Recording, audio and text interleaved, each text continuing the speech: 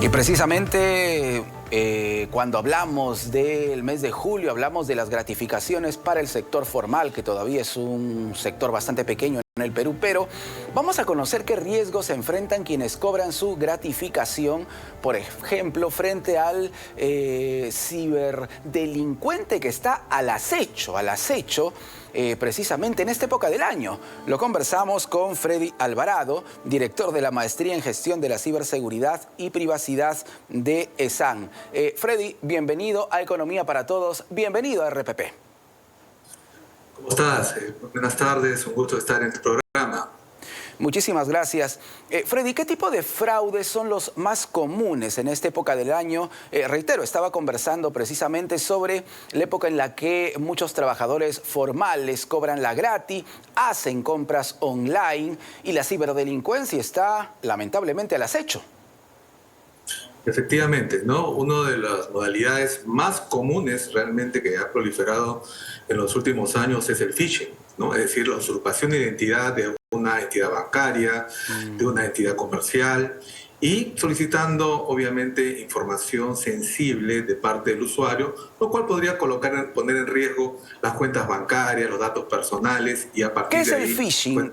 Porque esa es una palabra que de repente algunos de nuestros televidentes no pueden entenderlo, ¿no? Si lo traducimos significa pescando, ¿no? Y efectivamente se trata de pescar datos para utilizarlos de manera fraudulenta. Correcto. El phishing es una modalidad de usurpación de identidad de una entidad bancaria o comercial y apela mucho a lo que denominamos en ciberseguridad la ingeniería social. Es decir, ofrecer algo a un usuario desprevenido que pueda ser de su interés. Una gran oferta, un premio, ¿no? Algo que realmente le llame la atención. Entonces, al querer ganar o obtener ese beneficio, podría compartir de una manera bastante, digamos, desprevenida datos personales o de repente darle clic a un enlace que pueda descargar un malware, un software malicioso en el computador, en el smartphone y eso comprometer obviamente los datos personales. A eso Ese punto es importante. Entonces, si nos llega un enlace... Correcto, si nos llega un enlace un poquito sospechoso, un enlace del que no conocemos su procedencia, darle clic ya puede significar, lamentablemente, ¿no?, poner en riesgo nuestra seguridad en cuanto a datos. Correcto. Por eso hay un comportamiento de ciberseguridad que se llama confianza cero. Cuando una oferta o un mensaje es demasiado atractivo, lo primero que hay que hacer es realmente... no tomarlo en cuenta, validarlo por otros caminos un poquito más formales.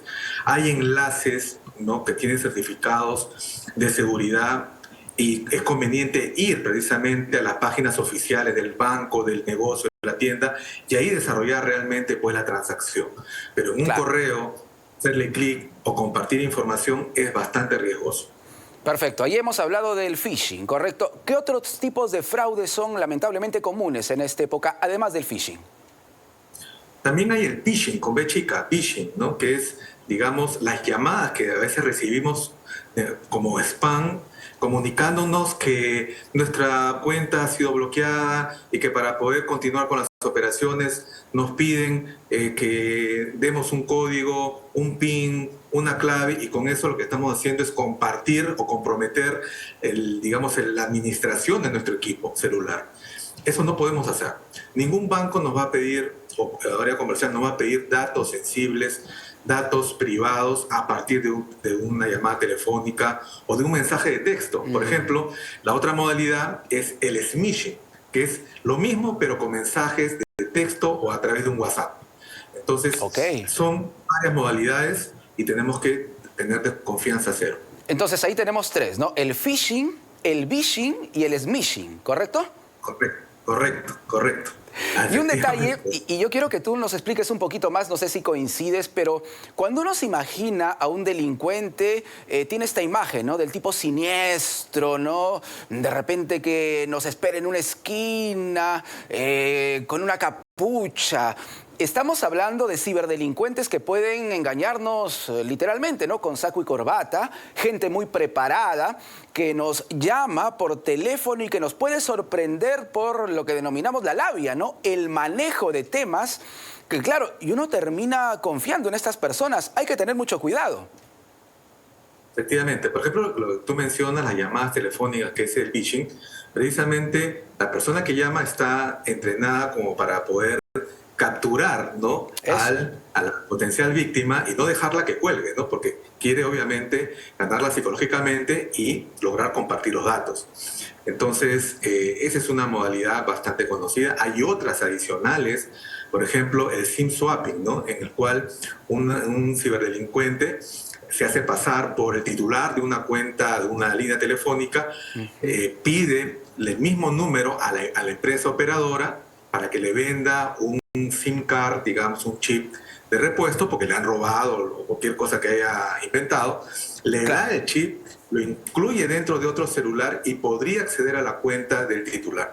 Obviamente, esto implicaría pues una también medida un poco ineficiente de la empresa operadora de no validar con algún dato biométrico la venta de este chip.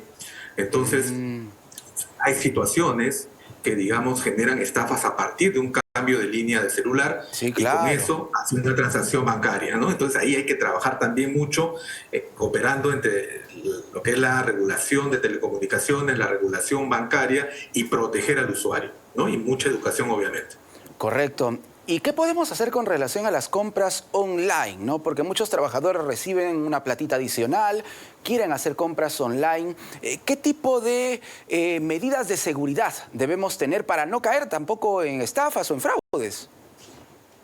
Correcto. Digamos que muchas ofertas hoy en día están a través del comercio electrónico, ¿no? Este tipo de precios, digamos, no consideran los costos, algunos costos logísticos en el punto de venta, pero son muy atractivos. Pero si va Sí, a desarrollar este tipo de compras, traten de utilizar una tarjeta, un método de pago virtual, una billetera digital que tenga pues una línea pues bastante controlada, de tal manera que no comprometa las cuentas bancarias principales. Ese es uno. Y el otro, nuevamente, ¿no? Acceder, digamos, al URL o a la dirección del negocio oficial y no a través de un tercero, ¿no? Que a veces triangulan y nos llevan a otra página direccionada y con eso pues podemos estar sujetos a estafas. claro. Confianza cero, controlar obviamente las páginas donde vamos a hacer las adquisiciones, desconfiar de aquellas ofertas que son demasiado atractivas. Esa es un poco alguna de las medidas preventivas que hay que tomar en cuenta en esta época, que realmente la gente está expuesta, porque como bien Sí. dices, tiene un poco más de capacidad adquisitiva y quiere aprovechar pues obviamente un viaje, quiere de repente comprar cosas, etcétera, ¿no? Freddy, ¿y qué podemos hacer si es que, lamentablemente, ¿no? Ya hemos sido víctimas de algún tipo de fraude, de engaño? ¿Qué es lo primero que debemos hacer? ¿Cómo reaccionar frente a este escenario sin duda negativo y hasta dramático? Sí. Bueno, lo primero que hay que hacer siempre es bloquear todas las cuentas bancarias, para empezar. Ahí Segundo, si está. se han robado el celular, bloquear el teléfono. Luego, ya hacer las denuncias respectivas a las autoridades correspondientes. En el caso de la policía es la División de Delitos de Alta Tecnología, ¿no? La que encargada precisamente de este tipo de fraudes. Si hay compromiso de la operadora de telecomunicaciones del banco, también hay que apoyarse en Indecopy, obviamente. Pero digamos que lo primero que hay que hacer es bloquear las cuentas bancarias y también lo que es el equipo celular, en ese orden. La denuncia es importante también, ¿no? Porque puede marcar un precedente. Mucha gente a veces no tiene confianza en denunciar cualquier tipo de acto criminal, pero hay que recordar que una denuncia efectivamente puede marcar un precedente. Podríamos estar hablando de una organización criminal incluso. Sí, de hecho, del 2023 al 2024 ha crecido como un 40% los casos de fraudes financieros, ¿no? Mayormente en el ámbito de las compras, movimientos fraudulentos en banca, pero también hay mucha usurpación de identidad, ¿no? Con lo cual también afecta la reputación, la imagen de las personas. Y también hay delitos de acoso sexual, ciberbullying, que también es una modalidad precisamente de delito informático.